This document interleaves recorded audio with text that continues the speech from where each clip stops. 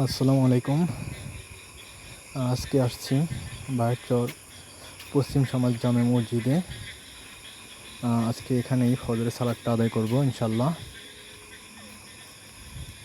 তো আপনারা দেখতে পাচ্ছেন এটি হচ্ছে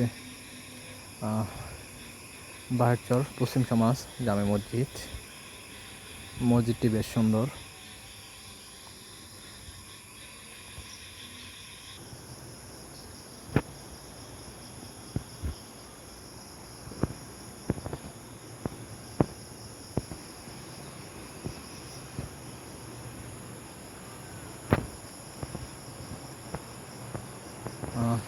জামাত এখানে 4:50-এ, 4:35 বাজে এখন।